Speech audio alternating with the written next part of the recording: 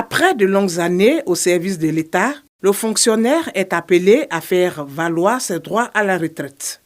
Comment atteindre cette étape de sa vie dans les conditions optimales?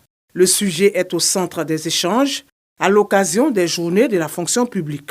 Pour en débattre, la SEGRAE, le FIDRA et les organisations syndicales. Il faut pouvoir avoir une rigueur au niveau de la gestion de nos finances familiales. Et ici, nous concernant, il s'agit du salaire, du revenu mensuel. Et différentes théories abondent pour avoir une rigueur de cette gestion financière.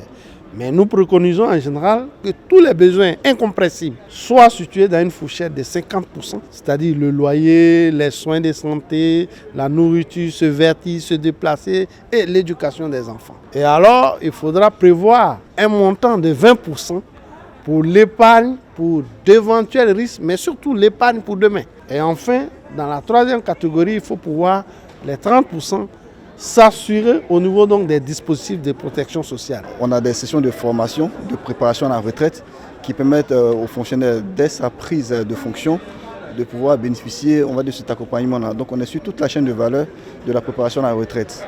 On a des capsules d'information de début d'activité et de mi-activité aussi qui permettent vraiment à ces nouveaux fonctionnaires-là d'avoir des outils, des rudiments sur la planification financière, construction de budget de vie familiale, et pour pouvoir se projeter dans ces différents projets. Pour accompagner les retraités, la SEGRAE a mis en place de nouveaux mécanismes de protection sociale qui vont permettre aux retraités de bénéficier d'une pension beaucoup plus élevée. Dès que vous devenez fonctionnaire, vous adhérez au régime de base.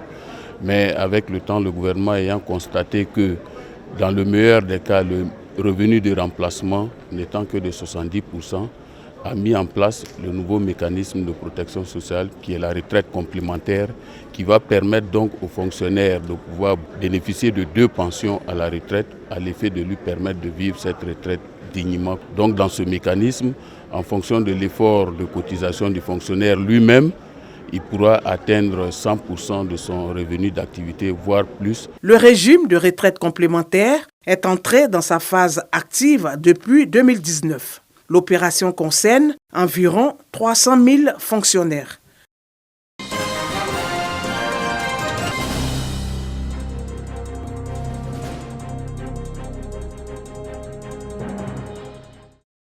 Experts ivoiriens et africains en économétrie, tous valorisent leurs études sur les défis et opportunités économiques du continent. Le chômage des jeunes, la lutte contre la pauvreté et l'amélioration des conditions de vie des populations sont leurs préoccupations.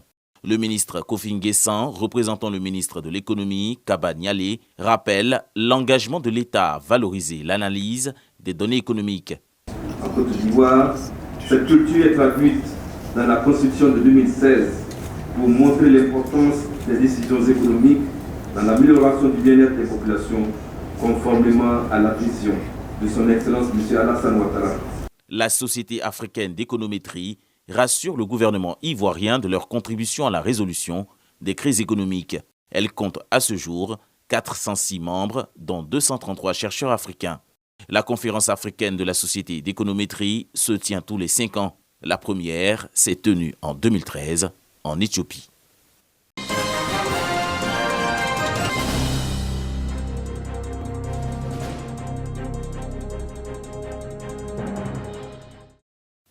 Réduire la morbidité et la mortalité liées aux maladies évitables par la vaccination à tout prix en Côte d'Ivoire. C'est l'engagement pris par le programme élargi de vaccination, PEV, pour les 113 districts sanitaires du pays.